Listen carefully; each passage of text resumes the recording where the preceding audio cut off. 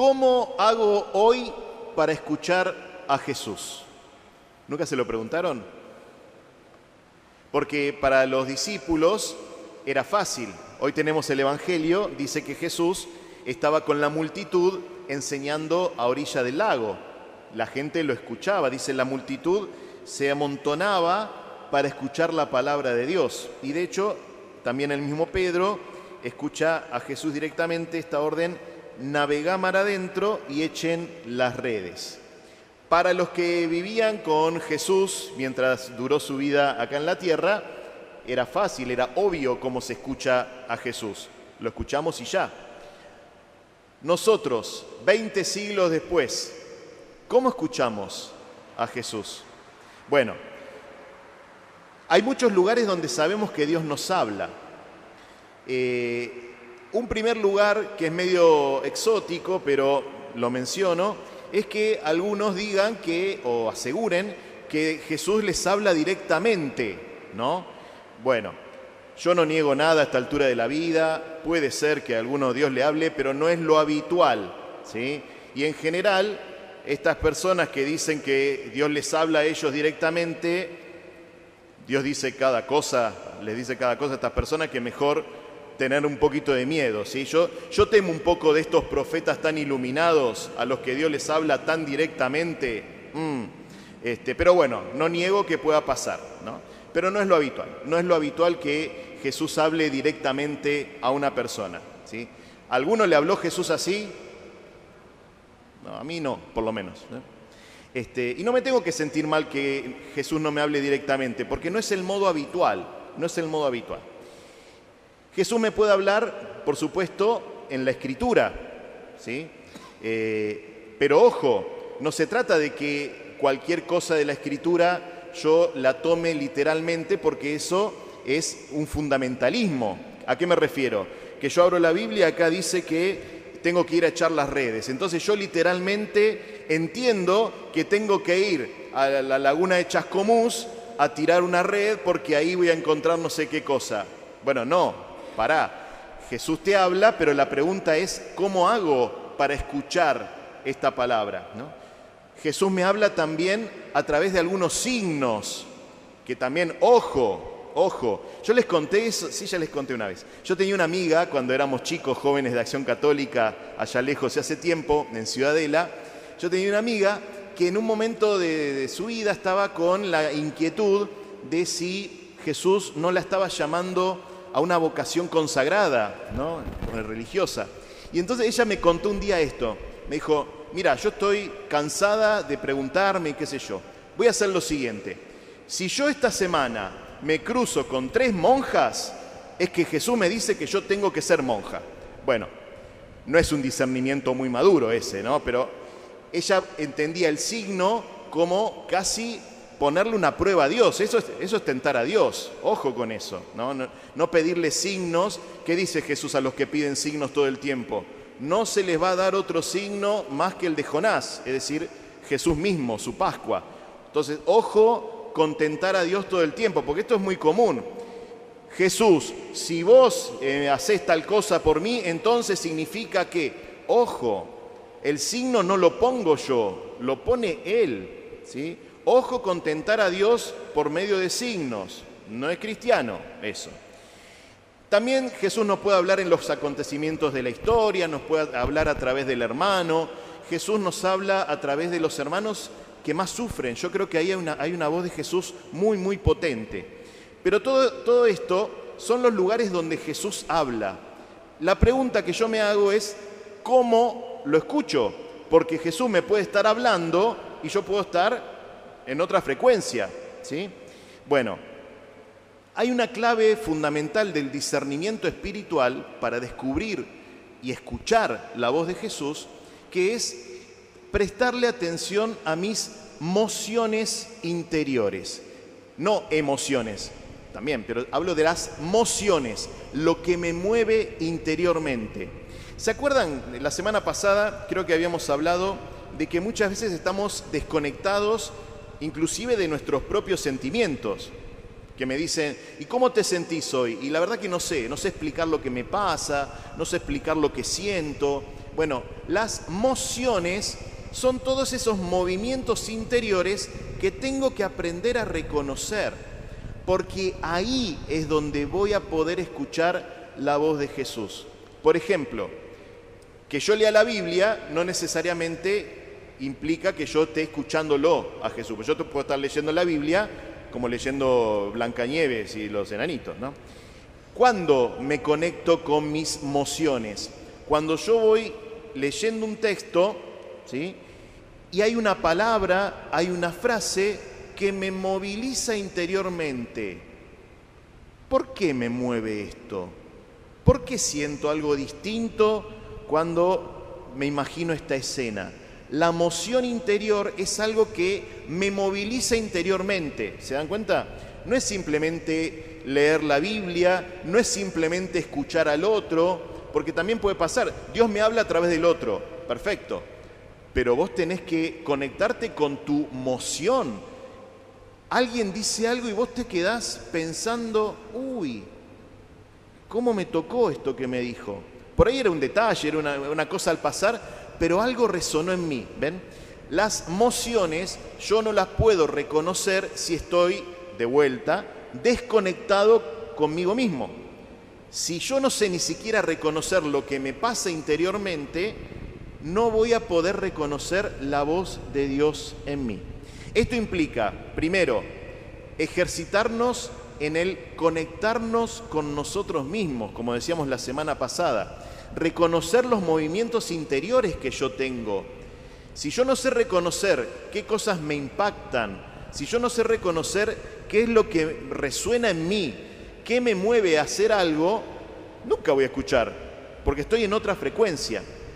Y lo segundo, creo que esto nos invita a darle calidad a nuestra oración con Jesús. Ustedes saben que la Iglesia enseña que existe lo que se llama la oración vocal. ¿Qué es la oración vocal? Las oraciones que nosotros decimos. Que puede haber. La primera, ¿cuál es? La gran oración. El Padre Nuestro lo enseñó Jesús, así que esa es la primera, la oración. Pero después hay muchas oraciones. Pero la oración vocal no tiene que convertirse en un acto robótico y mecánico. Repito, digo, sino que la oración vocal me tiene que llevar a que yo vaya entrando en el misterio. Por ejemplo, cuando rezo el rosario, ¿qué hago? Repito, pero no es simplemente repetir, no es que yo entro y repito como loro, sino que la repetición me va haciendo entrar en el misterio que estoy contemplando. ¿Ven? Siempre la oración no es, la oración no es el monólogo que yo voy y le tiro a Jesús, sino la oración es entrar en un diálogo. Esto implica que nos tenemos que formar también nosotros en tener espacios de encuentro con Jesús en el que yo hago ese pequeño silencio donde dejo que resuene en mí la palabra de Jesús. Si yo lo único que hago al rezar es repetir y repetir, después no me tengo que quejar de que no escucho a Jesús.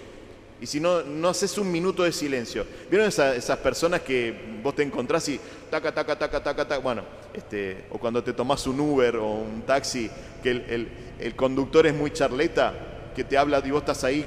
Yo a veces me siento en un confesionario en el auto, ¿vieron? El tipo habla, bueno. La oración no tiene que ser eso. La oración, aún la oración vocal, está para que nosotros abramos ese espacio a la escucha profunda de lo que Dios dice en mi corazón. Ahora bien, yo puedo sentir muchas cosas dentro. ¿Cómo me doy cuenta que eso que siento viene de Dios?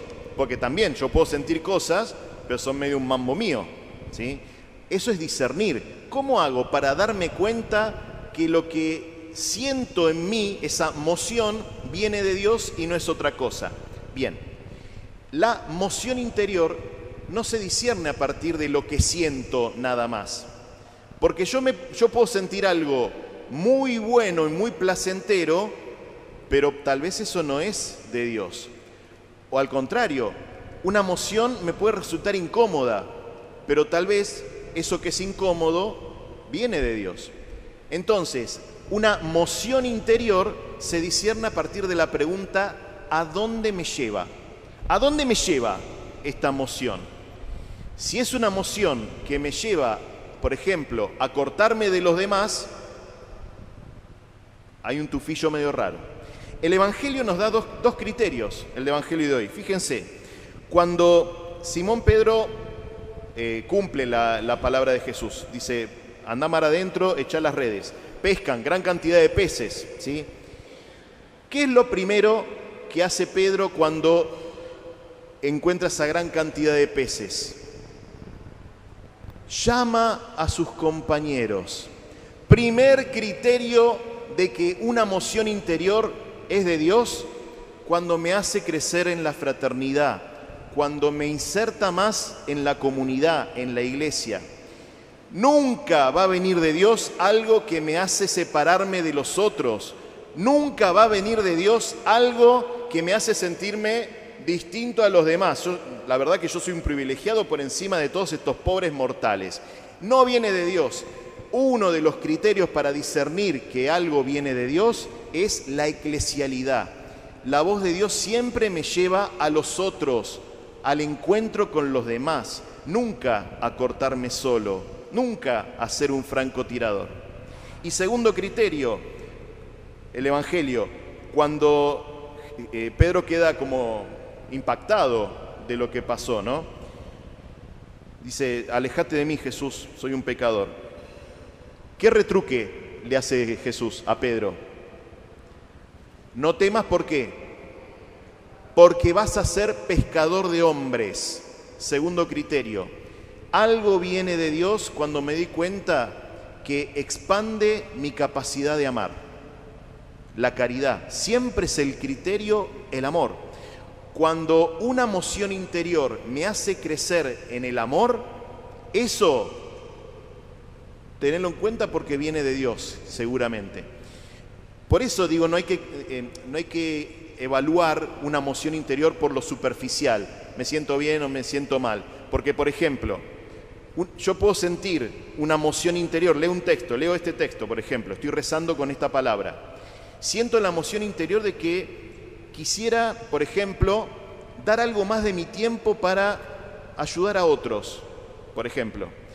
Pero yo pienso en eso y la primera sensación es, qué incómodo.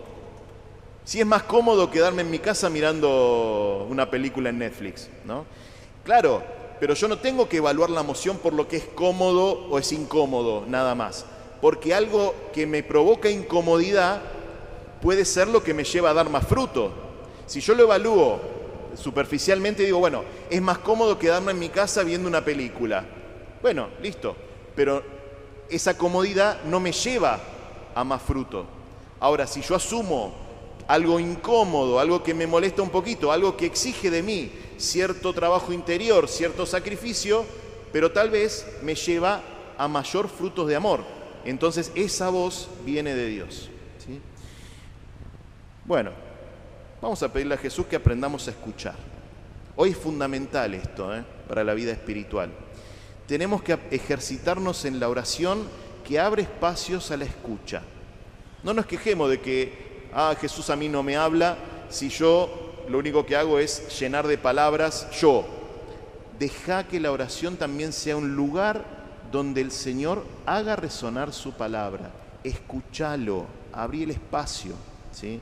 Con estos criterios que pusimos, conectándome con las mociones, con lo que lo de afuera provoca en mí y discernirlo con la pregunta ¿a dónde me lleva? Si me lleva a un mayor encuentro con los hermanos en la comunidad, si me lleva a desplegarme más en el amor, muy probablemente eso que sentiste viene de Jesús. Si es lo contrario, desconfía. Le pedimos entonces al Señor que aprendamos a escuchar su palabra, tan necesaria en nuestro tiempo. Y ojalá que este discernimiento de la voz de Dios se haga lo habitual en nuestra vida cristiana, constantemente poniendo toda nuestra vida en las manos de Jesús. Que así sea.